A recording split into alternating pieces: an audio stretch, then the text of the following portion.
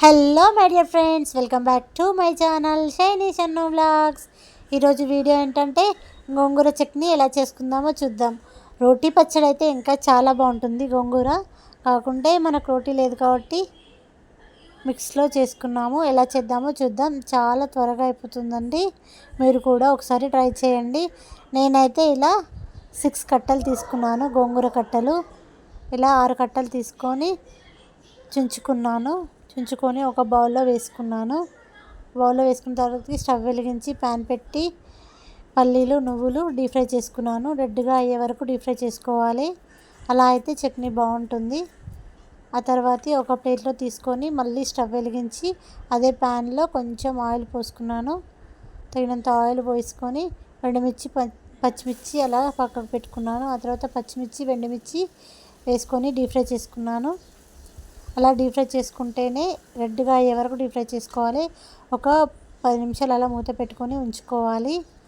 ఎందుకంటే ఆయిల్ అనేది ఇలా పైకి చిల్లకుండా మూత పెట్టుకోవాలి.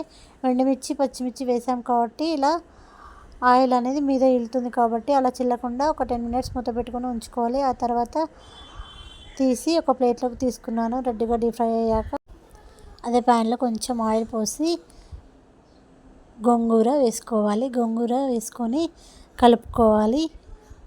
గ్యాస్ లిమ్గా పెట్టి కలుపుకోవాలి, లేదంటే అడగంటుతుంది కాబట్టి అలా కలుపుకోవాలి.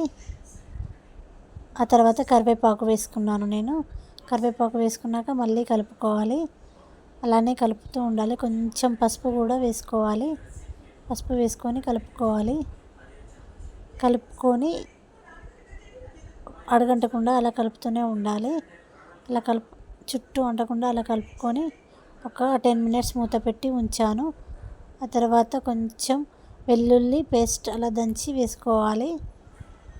వెల్లుల్లి దంచి వేసుకున్న తర్వాత ఒక 2 మినిట్స్ మూత పెట్టి ఉంచుకొని చూసుకోవాలి. అడగంటింది, కొంచెం అడగంటకుండా స్టవ్ అనేది స్లిమ్గా పెట్టుకోండి. ఆ తర్వాత ఇలా మిక్స్ జారి పట్టుకోవాలి. నేను పల్లీలు నువ్వులు మిక్స్ పట్టాను. తర్వాత ఎండుమిర్చి పచ్చిమిర్చి మిక్సీ వేసుకోవాలి. అలా మిక్సీ వేసుకున్న తర్వాతకి కొంచెం సాల్ట్ అనేది వేసుకోవాలి. సాల్ట్ వేసుకున్న తర్వాతకి మళ్ళీ మిక్సీ జారి పట్టుకోవాలి. ఆ తర్వాత ఇలా మనం గోంగూర వేసుకోవాలి. ఫ్రై చేసుకున్న గోంగూర వేసుకొని మిక్సీ పట్టుకోవాలి. చూసారా ఎలా అయిందో? చాలా సింపుల్, చాలా త్వరగా అయిపోతుంది. ఒక బౌల్లోకి తీసుకున్నాను నేను. మళ్ళీ స్టవ్ వెలిగించి ప్యాన్ పెట్టాను. అందులో తగినంత ఆయిల్ వేసుకొని కొంచెం జీలకర్ర ఆవాలు వేసుకొని మినప్పప్పు వేసుకోవాలి. మినప్పప్పు వేసుకుంటే చాలా బాగుంటుంది. ఆ తర్వాత ఎండుమిర్చి పసుపు వేసుకొని ఇలా పోపు పెట్టుకోవాలి. అంతే అండి, చాలా త్వరగా అయిపోతుంది. మినపప్పు వేసుకుంటే చాలా టేస్ట్ ఉంటుంది. మీరు కూడా ఒకసారి ట్రై చేయండి. మా సైడ్ మాత్రం గోంగూరని పుంటికూర అంటారు. మీ సైడ్ ఏమంటారో కామెంట్ బాక్స్లో కామెంట్ చేయండి. అంతే friends, please do watch my channel. Please subscribe. Bye friends.